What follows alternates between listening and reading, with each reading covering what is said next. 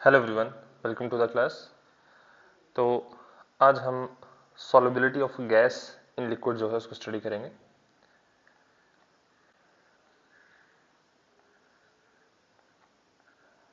Solubility of gas in liquid.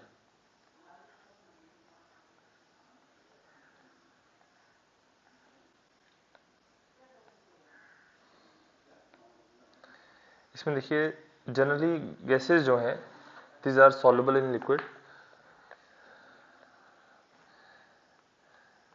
Gas जो है वो जनरली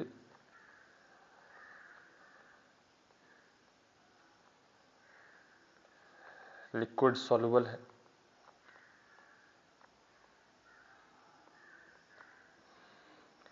इसके अलावा अगर हम गैस के नेचर के ऊपर बात करते हैं कि गैस का नेचर जो है वो सॉल्युबिलिटी को कैसे डिफाइन करेगा, तो जैसे मान लीजिए हम बात करते हैं ऑक्सीजन की। ऑक्सीजन जो है इट इज़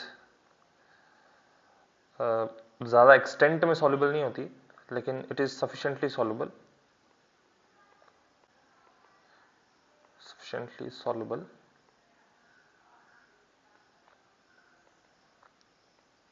इन वाटर। क्योंकि वाटर में ऑक्सीजन सॉल्युबल है, इसी वजह से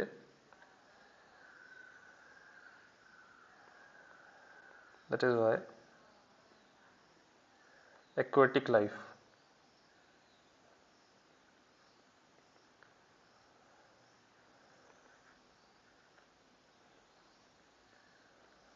सर्वाइव। एक्वेटिक लाइफ जो है उस डिजॉल्व ऑक्सीजन का यूज करके ही जो है वाटर के अंदर जो है सर्वाइव कर पा रही है। ठीक है। उसके अलावा अंडर सेम कंडीशन हमारे पास जो सॉल्युबिलिटी है वाटर की, सॉरी किसी और कंपाउंड की, लेट्स से हम बात कर लेते हैं हीलियम की। Helium is comparatively less soluble than oxygen. Specifically बताएं तो 3 times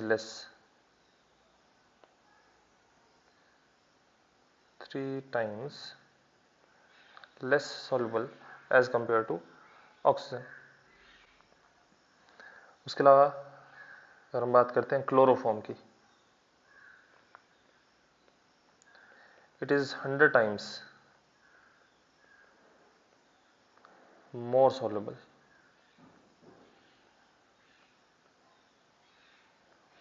देन ऑक्सीजन। इसी तरह से हमारे पास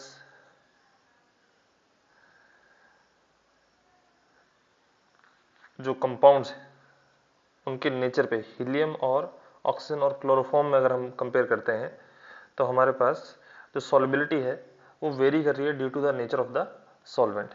तो यहाँ पे हीलियम जो है वो क्योंकि एक इनर्ट गैस है तो वहाँ पे सॉल्युबिलिटी कम हो जाती है। O2 जो है वो मॉलिक्यूलर स्टेट हीलियम के कंपैरिजन में मॉलिक्यूलर नेचर जो है उसमें ज़्यादा प्रेजेंट है और इसी वजह से उसकी सॉल्युबिलिटी जो है वो भी ज़्यादा रहेगी। अगर हम बात कर लेते हैं क्लोरोफॉर्म की, CH3Cl की, तो क्लोरोफॉर्म में पोलैरिटी जो है वो ज़्यादा प्रेजेंट है। दिस इज मोस्ट पोलर, इन तीनों में से दिस इज मोस्ट पोलर, और इसका डाइपोल मूवमेंट जो है वो रिजल्टेंट 0 के बराबर नहीं है। इसकी वजह से इसमें पोलर नेचर जो है वो ज़्यादा है और यही कारण है कि हमारे पास जो सॉल्युबिलिटी है वो कितनी है, 100 टाइम्स। Solubility is 100 times. ठीक है। लेकिन अगर हम बात करते हैं ऑक्सीजन की सॉल्युबिलिटी इन डिफरेंट सॉल्वेंट, मान लीजिए हम बात कर रहे हैं solubility of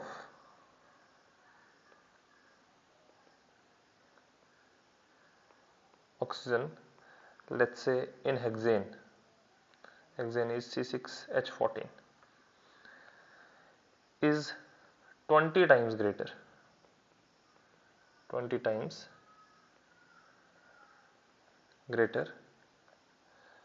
than that in water। जितनी वाटर में सॉल्युबिलिटी है ऑक्सीजन की उसके कंपैरिजन में 20 टाइम्स जो है ऑक्सीजन की सॉल्युबिलिटी ज़्यादा है। रीजन बीइंग हमारे पास जो ऑक्सीजन है it is non polar, even हमारे पास जो hexane, this is also non polar. तो हमारे पास सॉल्यूट और सॉल्वेंट दोनों के नेचर पे सॉल्युबिलिटी जो है वो डिपेंड करती है। अब यही हम आगे डिस्कस कर लेते हैं, फैक्टर्स अफेक्टिंग। नेक्स्ट है हमारे पास factors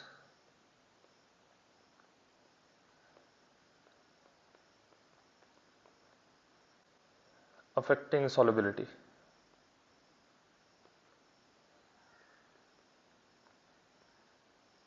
of the gas, factors affecting solubility of the gas। इसमें देखिए सबसे पहले है nature of gas and solvent.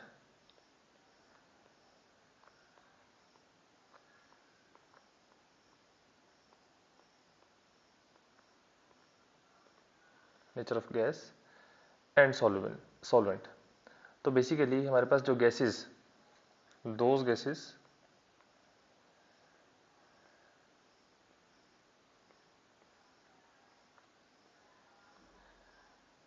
Liquefies easily, ऐसी गैसेस जो इजिली क्या है कर जाए, लिक्विफाई कर जाए, वो क्या होंगी, उनकी टेंडेंसी होगी। इजिली लिक्विफाई होने का मतलब है greater tendency, greater tendency to exist in liquid state, उसकी टेंडेंसी जो है वो ज़्यादा रहेगी लिक्विड स्टेट में एग्जिस्ट करने की। इसका मतलब क्या हुआ, इसका मतलब ये है अब लिक्विड में अगर इजीली कन्वर्ट हो रही है, दैट मीन्स वो हमारे पास जो है पार्टिकल, वो उनमें आपस में अट्रैक्टिव फोर्सेज अच्छी हैं। इसका मतलब लिक्विड जो है अब लिक्विड में इजीली सॉल्युबल हो पाएगा। लिक्विड जो है वो ज़्यादा मिसिबल है as compare to gas and liquid. तो greater tendency to exist in liquid, that means more solubility, more solubility. तो इसका मतलब हमारे पास गैस कैसी होनी चाहिए, जो इजीली जो है लिक्विफाई हो सके। जो गैस इजीली लिक्विफाई हो सकती है, इसका मतलब वो इजीली सॉल्युबल भी होगी और हमारे पास जो है वो उसकी सॉल्युबिलिटी जो है ज़्यादा होगी as compare to those gases which are comparatively not easily liquefiable. ठीक है जी। अगर हम बात करते हैं इसी में, अगर हम बात कर लेते हैं कार्बन डाइऑक्साइड की एंड हाइड्रोजन की, या लेट्स से ऑक्सीजन की बात कर लेते हैं, कार्बन डाइऑक्साइड एंड ऑक्सीजन की। तो carbon dioxide is more soluble in water, more soluble in water. Reason being, हमारे पास जो कार्बन डाइऑक्साइड है, it is more easily liquefiable, ये इजिली जो है लिक्विफाई हो सकती है, इसकी वजह से इसकी सॉल्युबिलिटी जो है वो भी ज़्यादा है। इसके अलावा हमारे पास ऐसी गैसेस विच रिएक्ट, जो असल में क्या है, केमिकली रिएक्ट कर रही हैं, विच रिएक्ट विद सॉल्वेंट। अब जो रिएक्ट कर गई, दैट मीन्स उसमें सल्यूट सॉल्वेंट इंटरेक्शन इंक्रीज कर गई, और अगर सल्यूट सॉल्वेंट इंटरेक्शन इंक्रीज हो रही है, दैट मीन्स सॉल्युबिलिटी भी क्या हो रही है, इंक्रीज हो रही है। Gases which react with solvents show higher solubility, show higher solubility, solubility जो है उसकी क्या रहेगी, ज़्यादा रहेगी। फॉर एग्जाम्पल हमारे पास है HCl and NH3, these are highly soluble in water, these are highly soluble in water। Reason being HCl जो है वाटर के साथ रिएक्ट कर जाएगा, इवन अमोनिया जो है it is also reactive towards the water, इसकी वजह से हमारे पास सॉल्युबिलिटी जो है वो ज़्यादा रहेगी। ठीक है जी। अभी यहाँ पे एक चीज़ बता दूँ, यहाँ पे जैसे हमने कार्बन डाइऑक्साइड और वाटर को कंपेयर किया, ये जो कंपैरिजन है ये अंडर सिमिलर कंडीशन हो रहा है, अंडर सिमिलर कंडीशंस।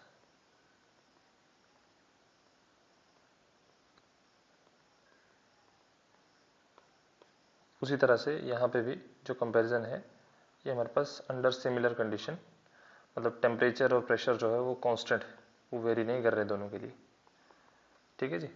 चाहे HCl है चाहे अमोनिया है, दोनों के लिए टेम्परेचर और प्रेशर जो है वो कांस्टेंट है, ठीक। इसके अलावा है हमारे पास, first one is nature of gas and solvent, second is effect of temperature, effect of temperature on solubility of gas,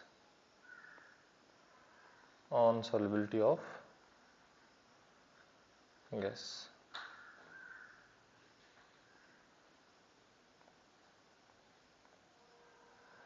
जैसे जैसे हम टेम्परेचर इंक्रीज करेंगे, अब ये इजीली अंडरस्टूड है कि हमारे पास एक लिक्विड जिसमें हमने कोई गैस जो है वो डिजोल्व करवा रखी है, उसका टेम्परेचर अगर हम इंक्रीज करवा देते हैं, उसका टेम्परेचर अगर हम इंक्रीज करवा देते हैं सॉल्यूशन का, तो हमारे पास जो सॉल्युबिलिटी है गैस की वो डिक्रीज कर जाएगी। गैस जो है उसके पार्टिकल्स रैंडमली मूव करते हैं, पहले से ही कर रहे हैं वो रैंडमली मूव, उसमें अगर हम टेम्परेचर प्रोवाइड करेंगे तो उनका रैंडमनेस और इंक्रीज हो जाएगा, उनके पास काइनेटिक एनर्जी जो है वो और ज़्यादा इंक्रीज कर जाएगी, इसकी वजह से हमारे पास सॉल्युबिलिटी जो है डिक्रीज कर जाती है। तो बेसिकली यहाँ मेंशन कर सकते हैं कि टेम्परेचर जो है, temperature is inversely proportional to the solubility of gas, solubility of a gas in liquid।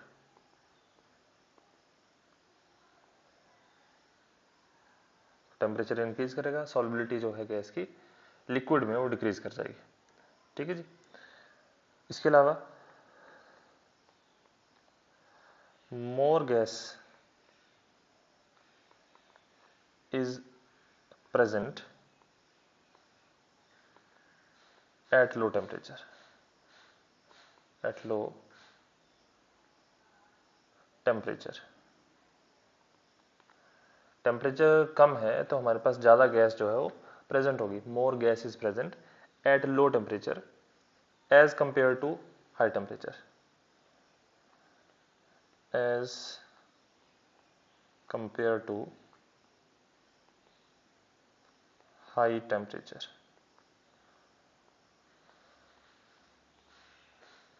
ठीक है जी। और यही रीजन है that is Y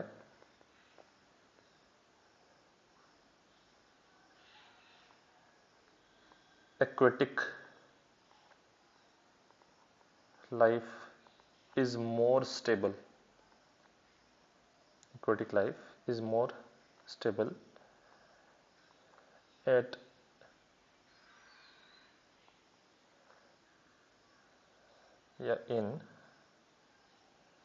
in water with lower temperature, with lower temperature। जहाँ पे टेम्परेचर जो है कम होगा वहाँ पे एक्वेटिक लाइफ जो है वो ज़्यादा स्टेबल होती है, ठीक है जी।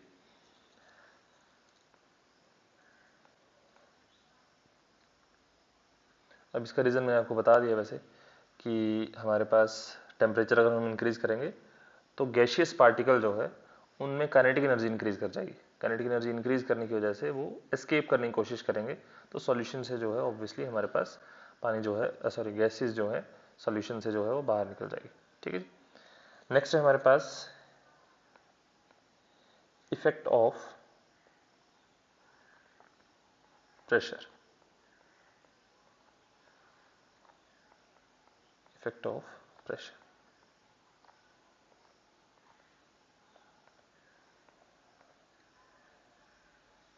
तो हमारे पास जो सॉल्युबिलिटी है गैस की, अगर हम प्रेशर अप्लाई करेंगे तो हमारे पास ऑब्वियस है कि सॉल्युबिलिटी जो है इंक्रीज कर जाएगी। जैसे मान लीजिए हमारे पास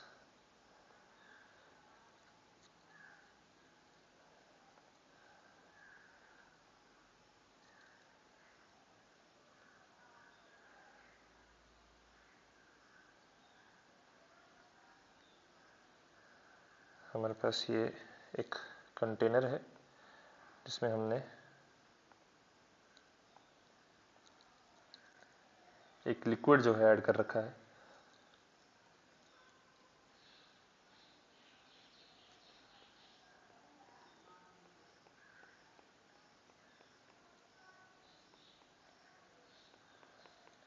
ठीक है जी। और इसके ऊपर हमने लगा रखा है एक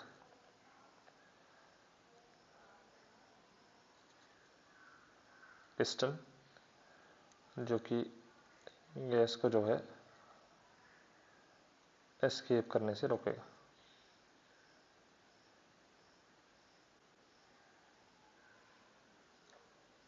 ठीक है जी।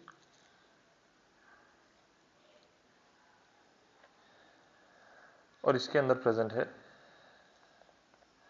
गैसियस पार्टिकल्स यहाँ पे।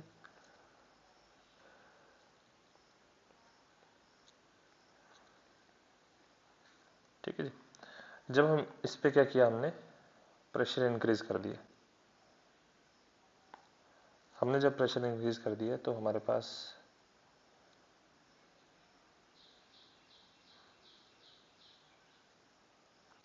प्रेशर इंक्रीज करने पे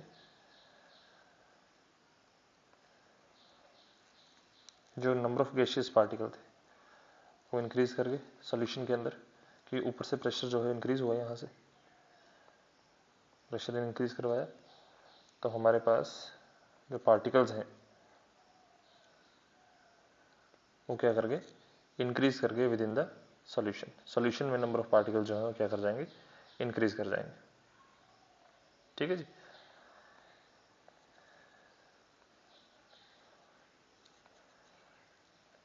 अब इसी चीज को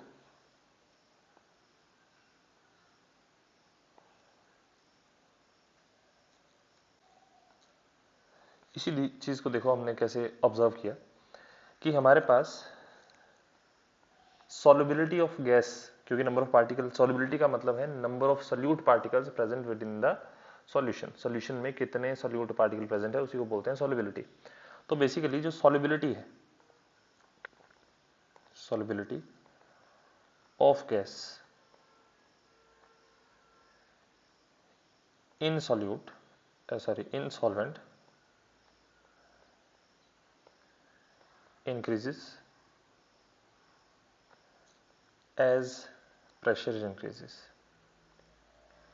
प्रेशर इंक्रीज करवाया, सॉल्युबिलिटी जो है गैस की इंक्रीज कर गई under same temperature and temperature conditions. अब प्रेशर इंक्रीज हुआ है, इसका मतलब जो solute particle, basically gaseous particle जो थे, उनको फोर्स अप्लाई हुई और अब वो लिक्विड की तरफ जो है वो फोर्स हुए मूवमेंट करने के लिए, और लिक्विड की तरफ फोर्स उनको अप्लाई हो रही है तो वो अल्टीमेटली जो है लिक्विड में डिसॉल्व कर जाएंगे। इसका मतलब प्रेशर इंक्रीज करने पे हमारे पास number of gaseous molecule vapour phase में डिक्रीज कर गए, यहाँ पे less gas in vapour phase.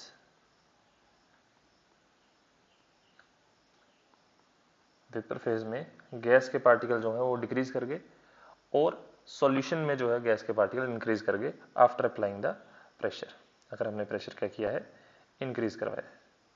ठीक है जी। इसी चीज को ऑब्जर्व करते हैं एक साइंटिस्ट हेनरी। इसी चीज को ऑब्जर्व किया हेनरी ने, और हेनरी ने हमारे पास जो एक जनरलाइज्ड स्टेटमेंट दी वो आज की सेंस में, आज के दिन में हम पढ़ते हैं उसको एज अ हेनरीज लॉ। तो नेक्स्ट टर्म है हमारे पास, इसी के अंडर है वैसे, नेक्स्ट है हेनरीज लॉ।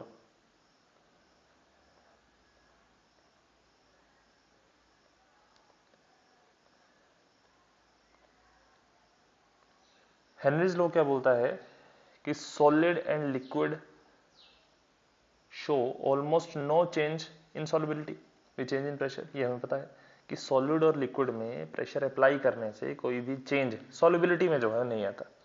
लेकिन गैसेस जो हैं दीज आर डिपेंडेंट, गैसेस जो हैं these are dependent on the pressure of the system. तो गैसेस जो हैं डिजोल्व करेंगी लिक्विड में सॉल्यूशन बनाने के लिए अगर हम प्रेशर जो है उसको इंक्रीज कर देते हैं। अब मान लो हमारे पास गैस है कोई, let's say oxygen. Oxygen एक्व state में है, प्रेशर अप्लाई करा, ऑक्सीजन हमारे पास गैसियस स्टेट में। अब यहाँ पे मैंने इक्विलिब्रियम इसलिए बना रहा हूँ क्योंकि यहाँ पे हमारे पास इक्विलिब्रियम है। ये इक्विलिब्रियम होल्ड किसने करके रखा है? प्रेशर ने। अगर प्रेशर को हम रिलीज करवा देंगे इक्विलिब्रियम डिस्टर्ब हो जाएगा और हमारे पास गैसेस जो है बाई नेचर जो है वो क्या करती हैं, उनमें काइनेटिक एनर्जी है उनके पार्टिकल्स में, तो मूवमेंट करने की कोशिश करेंगे और अल्टीमेटली हमारे पास जो सोल्यूशन है उसको लीव करने का उनको पूरा का पूरा मौका जो है वो मिलेगा। ठीक है जी। तो यहाँ पे ये इक्वेशन है, इसका अगर मैं इक्विलिब्रियम कांस्टेंट लिख देता हूँ तो इक्विलिब्रियम कांस्टेंट क्या आएगा इसके इक्विलिब्रियम के लिए? K is equal to product क्या है? ऑक्सीजन जो कि गैसियस नेचर में है, तो यहाँ पे आएगा pressure of O2 divided by, अब क्योंकि O2 जो है एक्वस सॉल्यूशन में है, इसका मतलब concentration of O2, C is concentration. अब ये इक्विलिब्रियम कांस्टेंट जो है ये हमें बताता है कि concentration of a solute gas in a solution, this is what concentration of solute gas in solution। ये क्या है? डायरेक्टली प्रोपोर्शनल है किसके? प्रेशर ऑफ गैस के। कैसे? इसी चीज को अगर मैं यहां ले जाऊं तो हमारे पास क्या बन जाएगा? हमारे पास हो जाएगा PO2 is equal to K concentration of O2। अब क्योंकि प्रोपोर्शनल है, K is a constant, this is constant, इसको नाम दे दिया गया हेनरीज कांस्टेंट, हेनरीज कांस्टेंट, और इसको डेजिग्नेट किया जाता है KH से, इसको डेजिग्नेट किया जाता है KH से। और यहां से हमारे पास रिलेशन क्या निकल के आया? क्योंकि K कांस्टेंट है तो P of oxygen, pressure of oxygen is directly proportional to, constant को हटा रहा हूं, concentration of oxygen.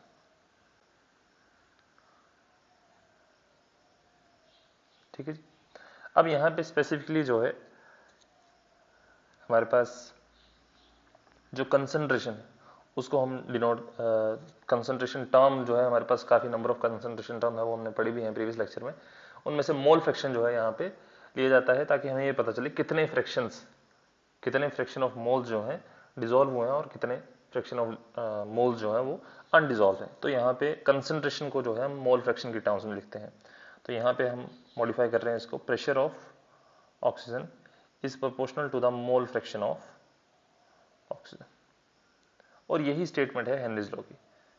Henrys law बोलता है कि हमारे पास pressure of the gas is directly proportional to the mole fraction of the gas. Proportionality हटाएंगे तो हमारे पास आ जाएगा pressure is equal to Henry's constant KH and X। अब यहाँ पे X क्या बता रहा है? ये हमें बता रहा है amount of solute, amount of solute in solution, और indirectly this is solubility. Solubility तो अमाउंट ही तो है कि कितना है सॉल्यूट का, amount of solute, DUT, amount of solute in solution. तो असल में X क्या बता रहा है? वो हमें बता रहा है solubility of solute, solubility of gas. तो बेसिकली प्रेशर जो है it is directly proportional to the solubility of the gas. Even अगर हमारे पास प्रेशर जो है कांस्टेंट हो जाता है, प्रेशर जो है उसको हम वेरी नहीं कर रहे, ठीक है जी, तो हमारे पास KH जो है it is inversely proportional to X। अगर प्रेशर जो है कांस्टेंट है, प्रेशर को कांस्टेंट कर दिया तो सॉल्युबिलिटी किस पे डिपेंड करेगा? KH। इसका मतलब क्या हुआ कि हमारे पास जो गैस है जिसकी सॉल्युबिलिटी की हम बात कर रहे हैं इतनी देर से, उस गैस के नेचर पे डिपेंड करता है कि सॉल्युबिलिटी कितनी होगी। That means KH is nature dependent।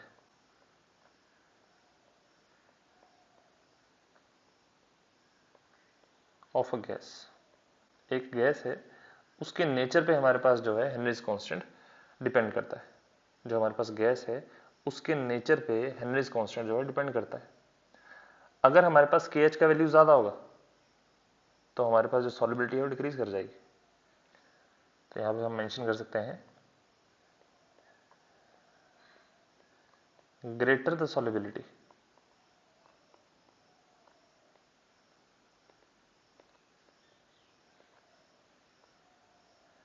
smaller will be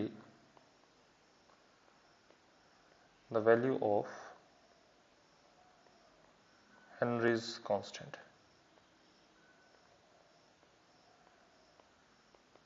KH जो हेनरीज कांस्टेंट है उसकी वैल्यू जो है उतनी ही कम रहेगी जितनी ज़्यादा सॉल्युबिलिटी होगी, और वाइस वर्सा भी चलेगा कि अगर सॉल्युबिलिटी कम है इसका मतलब KH का वैल्यू ज़्यादा होगा। ठीक है जी। अदरवाइज प्रेशर पे तो डिपेंड करेगा ही, प्रेशर तो इंक्रीज करेंगे तो कोई भी गैस है XYZ उसका सॉल्युबिलिटी इंक्रीज कर जाएगा। लेकिन अगर प्रेशर कांस्टेंट है, हम प्रेशर के विद रिस्पेक्ट टू नहीं देखना चाह रहे सॉल्युबिलिटी में, हम इन जनरल कंपेयर कर रहे हैं कोई दो गैसेस को, तो वहां पे हमारे पास सॉल्युबिलिटी डिपेंड करेगी nature of the gas, that is Henry constant का वैल्यू जो है हमारे पास क्या है स्पेसिफिक गैस के लिए। अगर स्पेसिफिक गैस के लिए हेनरीज कांस्टेंट का वैल्यू ज्यादा है तो उसकी सॉल्युबिलिटी कम हो जाएगी। इसका मतलब वो गैस जो है इजीली लिक्विफाई नहीं हो रही होगी। ठीक है जी। इसको अभी मैं नेचर ऑफ गैस से रिलेट करवा रहा हूँ आपको। ठीक है, ये जो पॉइंट है ये भी ये वाला नेचर ऑफ गैस ये भी जो है रिलेट कर रहा है हमारे पास हेनरीज कांस्टेंट के साथ। ठीक है जी। तो यहाँ से जैसे अगर हम, वैसे आपको अंडरस्टूड ही होगा, अगर हमने प्लॉट बनाना है,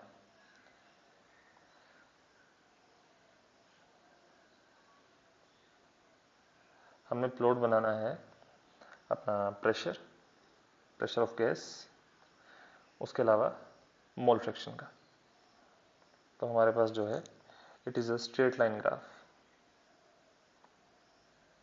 ठीक है जी। हमारे पास वैल्यूज जो हैं वो इस तरह से रहेंगी कि प्रेशर जो है मोल फ्रैक्शन के साथ डायरेक्ट रिलेटेड है, और यही हमारे पास क्या है, it is the conclusion of Henry constant, Henry's law. This is Henry's law. ठीक है जी। यही हमारे पास क्या है, Henry's law.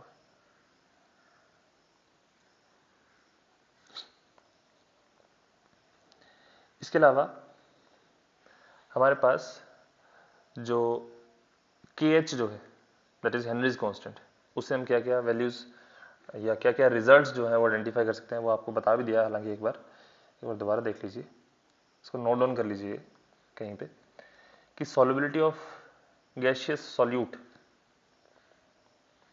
solubility of gaseous solute is lower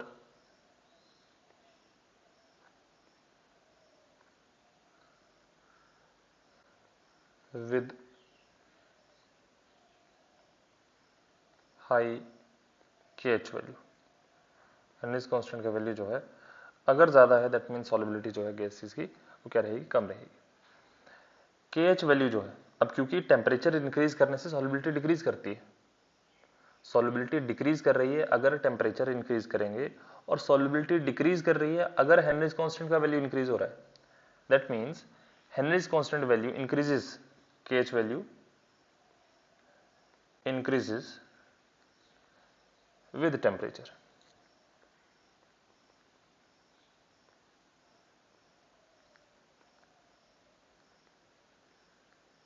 ठीक है जी। ये दो बातें जो है आपने ध्यान में रखनी। ठीक। नेक्स्ट है हमारे पास limitations of Henry's law. Next is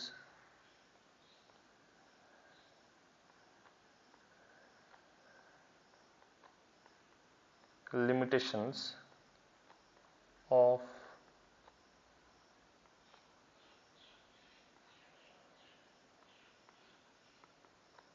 Henrys law. जो हमारे पास हेनरीज लॉ है उनकी लिमिटेशन क्या रहेंगी। सबसे पहले कि हमारे पास हेनरीज लॉ जो है वो तभी वैलिड होगा, ओनली वैलिड इफ, अब यहां पे कुछ कंडीशंस आ जाती हैं। सबसे पहले है प्रेशर इज लो, प्रेशर की वैल्यू क्या है, लो, क्योंकि हाई प्रेशर पे हमारे पास लो जो है इसका एक्यूरेसी जो है डिक्रीज कर जाता है। एट हाई प्रेशर हमारे पास जो एक्यूरेसी है वो डिक्रीज कर जाता है, और हमारे पास जो प्रोपोर्शनलिटी कांस्टेंट है दैट इज हेनरीज कांस्टेंट, उसकी वैल्यू में काफी वेरिएशन जो है वो देखने को मिलता है। Secondly, temperature is not too low, temperature जो है उसकी वैल्यू हालांकि हमने कम रखनी है ताकि सॉल्युबिलिटी इंक्रीज कर जाए, लेकिन बड़ी ज़्यादा डिक्रीज भी नहीं करनी है, तो भी हमारे पास जो है हेनरीज लॉ में वेरिएशन जो है वो देखने को मिलेगी। ठीक है जी। थर्ड कंडीशन है कि gas should not be highly soluble, gas should not be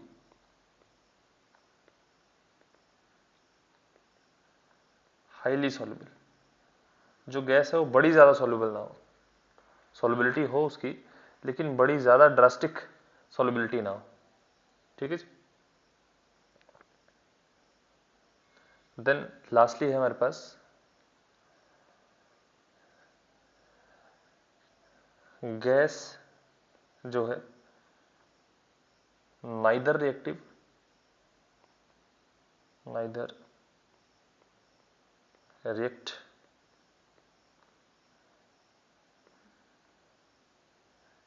chemically